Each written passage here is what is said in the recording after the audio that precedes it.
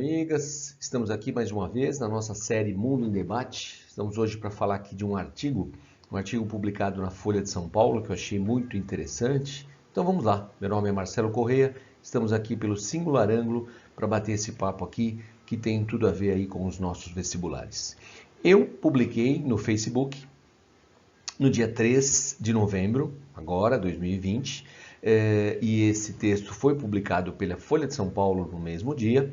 É um texto do professor João Melo, sim, professor universitário, formado em Direito, né? Ele estudou em Portugal, ele é angolano, nasceu em Angola, em Luanda, em 1955, né? Inclusive estudou aqui no Brasil e tem aí uma grande contribuição como professor universitário, como jornalista e atua aí em outras áreas. O título dado aí, eu não tenho como levantar essa informação, se foi ele ou o jornal, né, que deu esse título, né? Mas temos aqui, ó, há uma África que torce por Trump e chora se ele for derrotado, né? Até teve um leitor muito atento, né, que colocou uma observação: não existe uma África que chora, existem ditadores chorando, né, caso ele venha a ser derrotado, caso Trump seja derrotado, né? Mas vamos dar um desconto aí, talvez uma imprecisão no título, né? Mas tem muito a ver esse comentário e repito, fiquem à vontade, como já disse em outras conversas nossas pelo Facebook ou mesmo pelo YouTube, comentem, sugiram aí temas e vamos nos falando. Então vamos lá. Vamos lá, então por que desse choro, né, que viria, como disse o leitor atento, não dos africanos, mas sim de ditadores africanos? Um motivo simples, né? Caso ele perca.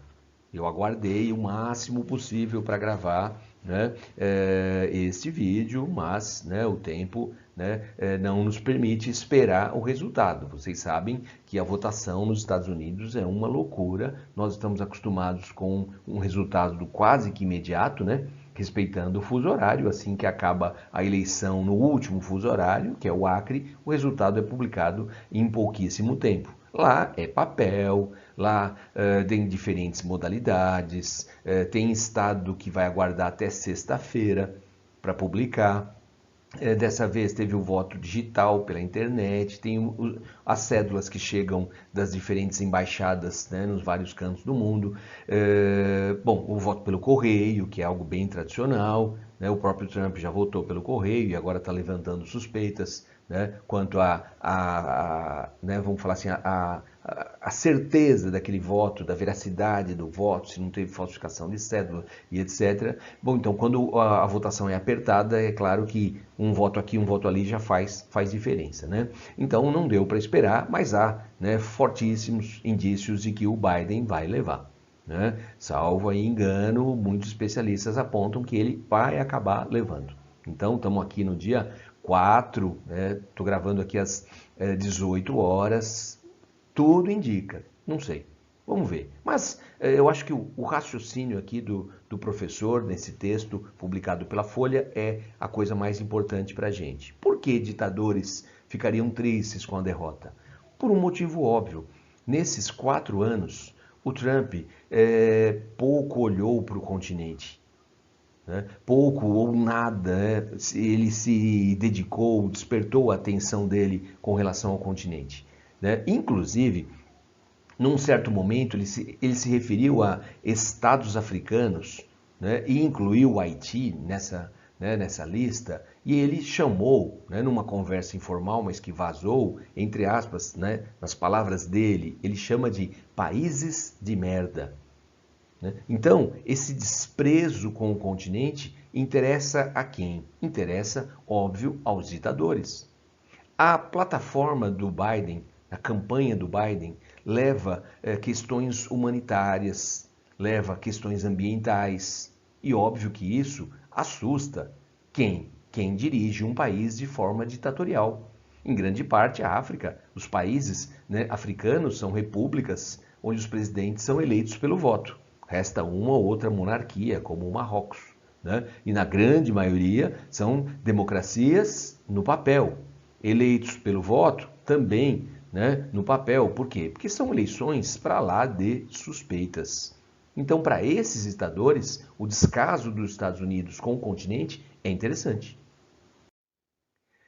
O pouco que o Trump falou sobre o continente foi o quê? A preocupação com o avanço chinês. Sim, hoje a China é o país que mais investe, já não são mais as antigas metrópoles.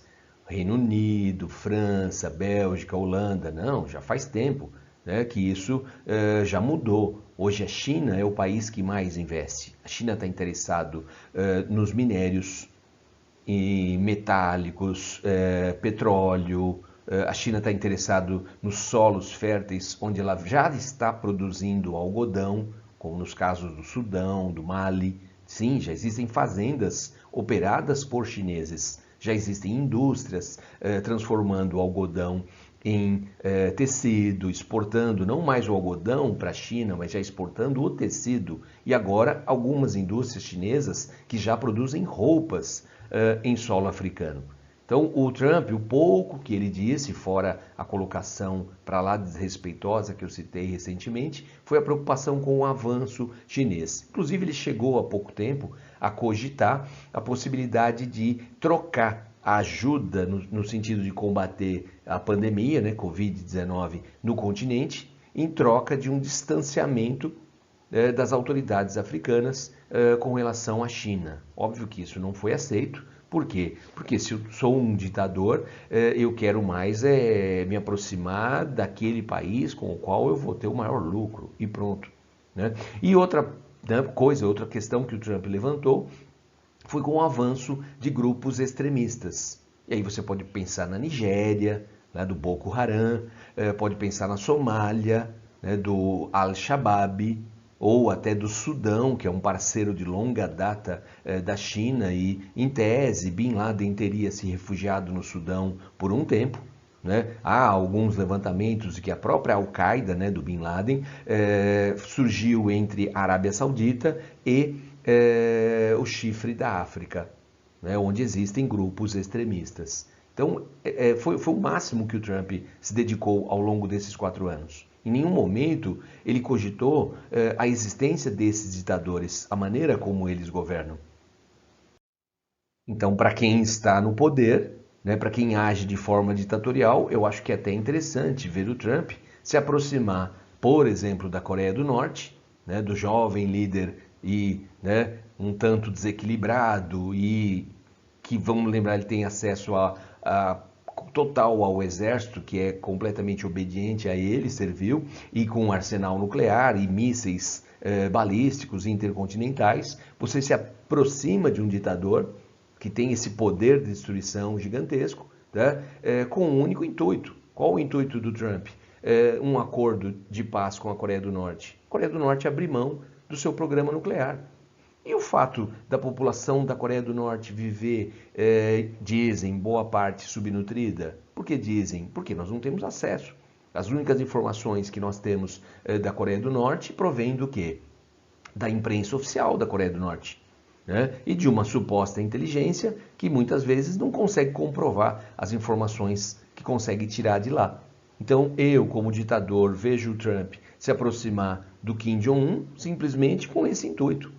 Né, que ele desista do programa nuclear. Em nenhum momento Trump cogitou a maneira como ele comanda o país, ou como o avô, que foi o fundador da Coreia do Norte, né, escolhido por Stalin, né, o pai, né, que assumiu após a morte do avô, e ele, que assume com a morte do pai. Então, em nenhum momento Trump questiona a maneira como a família Kim conduz.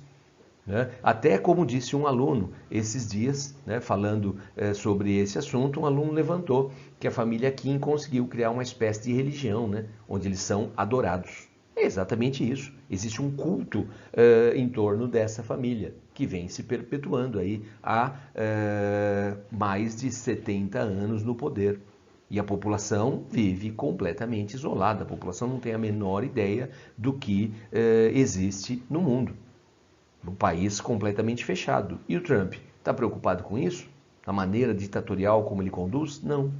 Então, quando um líder africano vê o Trump aceitando esse essa postura ditatorial da Coreia do Norte, opa, então ele não vai questionar a minha também. Agora, tudo pode mudar com a chegada de um novo governo.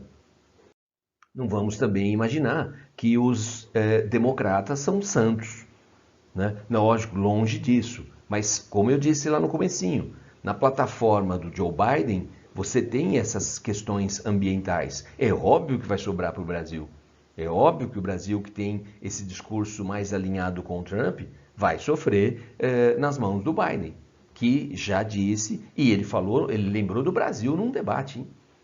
Da preocupação com a Amazônia, e pode se somar aí a preocupação agora com o Pantanal. Então essas questões ambientais serão certamente mais observadas no governo do Joe Biden e da Kamala Harris, né? E também vamos lembrar que a escolha dela foi algo estratégico.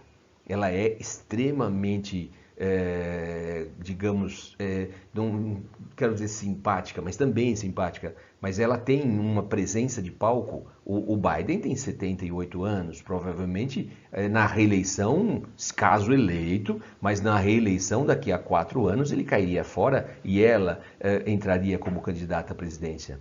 E ela tem uma postura, né, bem descolada, né, bem próxima dos jovens, das minorias, e claro que vai colocar na pauta, né, direitos das mulheres, das minorias étnicas, LGBT.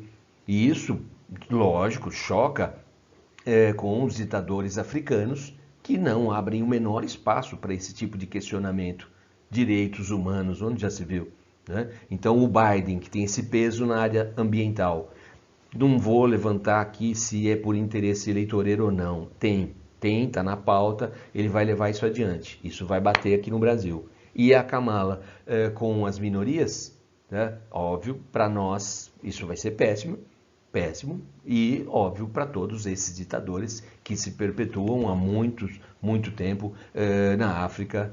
E então o texto eu acho que é bem interessante levantar essas questões, né? Por que líderes africanos ficariam tristes com a derrota do Trump? Né? Então eu acho que o texto é legal, deem uma lida, pense um pouco aí no assunto, e é isso. Nos falamos em um outro encontro e qualquer coisa, nos falamos pelo Facebook. Até mais.